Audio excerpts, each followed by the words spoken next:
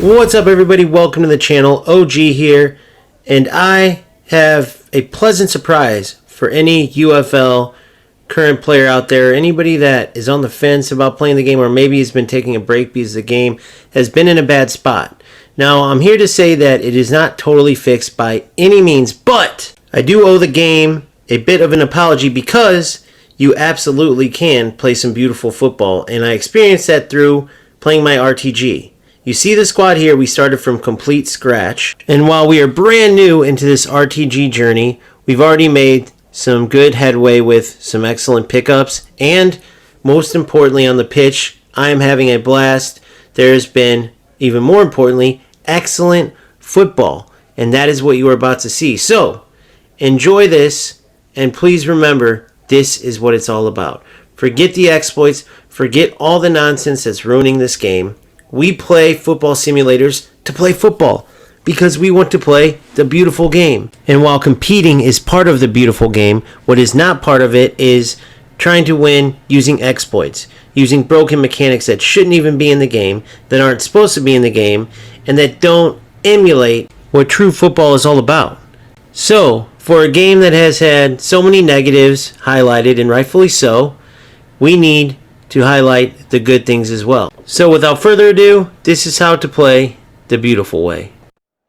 Now we can all remember at the start of the game, during its initial release, the spacing was one of the highlights.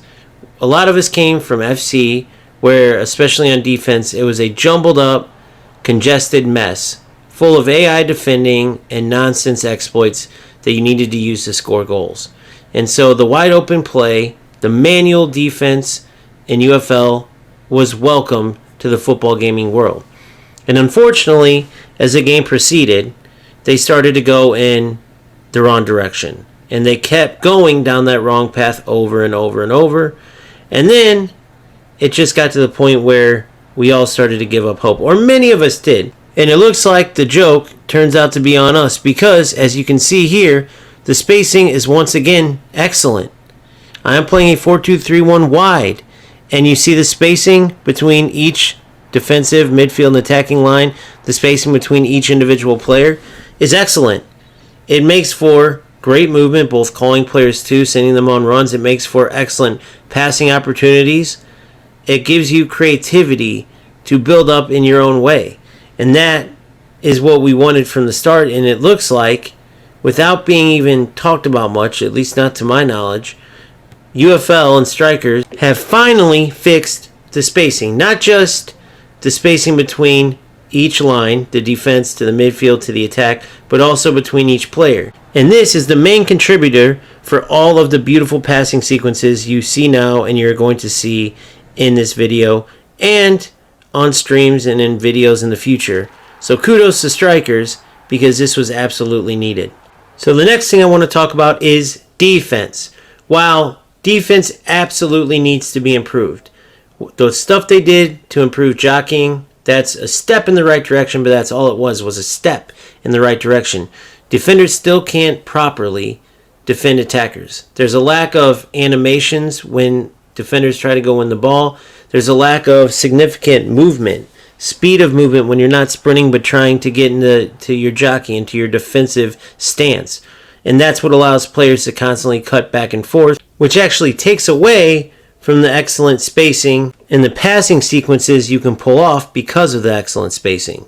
Now players will resort to just dribbling with one player, cutting back and forth, because they find that is the most high percentage way to create chances and ultimately score goals. So, if the defense can properly be fixed all the way, that then will promote creating chances through passing and moving. And not that dribbling needs to be nerfed. I think dribbling is fine.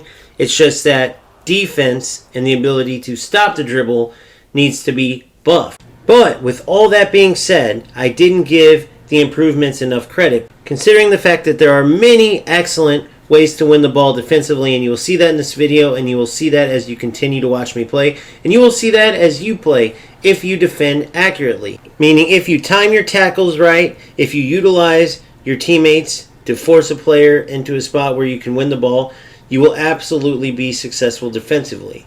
So they need more animations. They need improvements still defensively. However, it is not as bad as I originally thought, and you can actually create some excellent defensive plays in this game as it currently stands.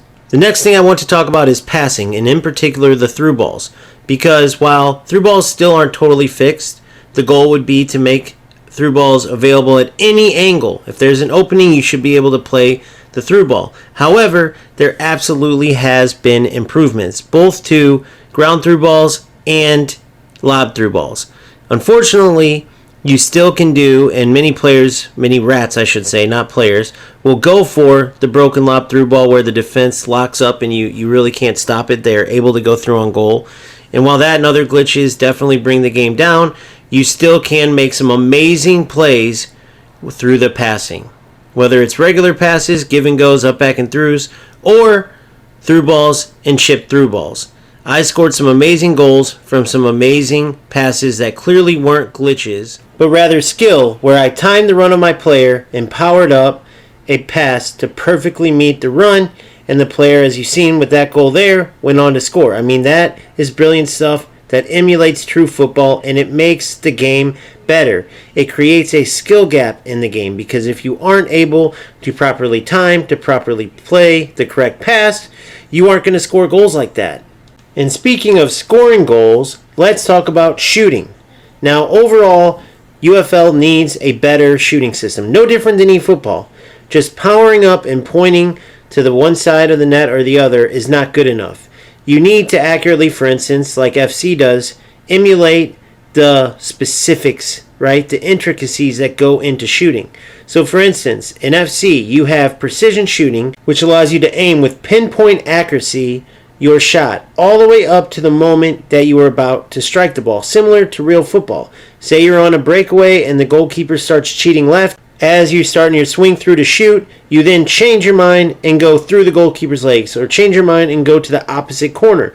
That's what precision shooting emulates. And then green time shooting emulates your ability to cleanly strike the ball. We all know, if we've played football before, what it's like to cleanly strike a ball. No matter what shot you take, there is the ability to strike it exactly how you want, and it creates a much better, much more accurate shot. So if and when UFL overhauls their shooting system and they do something similar, they will be set. Right now, the shooting, though, isn't as bad as I thought before. It's not good, but it's not as bad, and that mainly comes down to the fact that you have the ability to finish from different ways, right? I scored volleys, I scored regular shots, I scored finesse shots, I even scored chip shots, as well as free kicks, which they do need to overhaul and make their free kicks more difficult. All you need to do is aim top corner at 3 bars. So the only skill gap there is being able to hit the 3 bars. Even corner kicks, which also need to be overhauled, currently they at least found a way to make it where you aren't automatically scoring or automatically missing. For instance, that's another way that I scored, off of a corner, but out of several corners, I literally scored just one that I can remember. So shooting follows the common theme that you were seeing in this video, where there still needs to be improvements, there still needs to be buffs, nerfs, everything in between, but strikers did do a better job than initially given credit for by myself and many people with this last update. The football is becoming more like football. You are able to use more skill now than ever before to actually win games. Now, you're still going to find your rats that are able to stay in games and win it. You're still going to have times where you randomly hit the post, where you lose 1-0 to a glitch goal after getting 10 shots that for whatever reason in that game wouldn't go in. There's still things that need to be fixed. I don't want to say, oh hey, I was totally wrong, the game's amazing. But even the goal you just saw there is a perfect example of the variety of ways to score, the variety of ways you can finish, and that creates a much more fun game. You don't want just the same type of shot, creates the same goal every time, and if you don't shoot that way, the goalie's going to save everything. Which is the next thing, right? The opposite of scoring goals is when they're saved, and I still do think the goalie saves some shots that are just crazy, like how could they save that? But it is still much better than before. They absolutely improved on the goalkeeper effectiveness, because previously you literally could only score from finesse shots at a certain angle and from point blank bombs that even those sometimes wouldn't go in. Maybe some finesse shots here and there also from point blank. But other than glitchy goals in certain angles. Other shots, even though they should have went in, wouldn't. So before we conclude the video, I wanted to point out that this is strictly on the pitch changes that need to be made, or that they did make and didn't get enough credit for. We didn't talk about anything off the pitch. The game obviously needs more depth, more rewards, or better rewards, if you will, and there's just a lot of stuff there off the pitch that will be a whole nother conversation. However, the game is going in a better direction than I originally gave it credit for. And the last thing I want to talk about is not necessarily menus, but not on the pitch either. I'm talking about when a game is a draw. For instance, in Showtime, that's a perfect example. There needs to be extra time and penalty kicks. Or make it their own rules. Make it a golden goal situation. Whatever it is, they can't keep ending ties and you just get nothing from it. If they do that, they at least have to give you a half a point for the time you spent to get that draw. Having it just mean nothing is absolutely ridiculous. Not to mention, to be realistic, you have to allow games to go into extra time and penalty kicks, just like real life. And I know the penalty kick system needs to be overhauled as well. We'll go ahead and add that into this as something that needs to be added/fixed. But they need to have penalty kicks at the end of extra time if they don't want to give draws. And if they do want to keep giving just draws and don't want to add those two things, which they should because it's more realistic. But if they don't want to, especially in Showtime, they have to give you at least some credit. For example, getting a half a point when you tie. So we can only hope Strikers continues to go in the right direction. They continue to make these positive changes, but hopefully at a quicker rate, at a more effective rate each patch. And then, before you know it, we will be loving this game again, right? Because I am already having a blast when post-patch I was just completely disappointed, considering the fact that I expected certain things that I would see from the notes they put out based on the changes they would make, and I just didn't see these changes or these improvements made at the level I expected.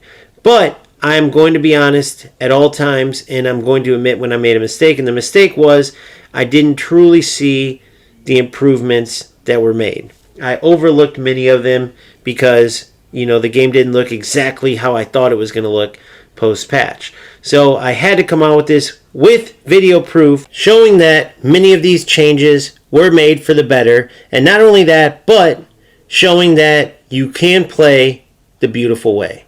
So let me know if you experience the same thing, if you're having more fun lately playing UFL. And if not, let me know why. Do you feel I was right originally and that your experiences show that there hasn't been any changes, or maybe not to the level that I'm seeing or experiencing?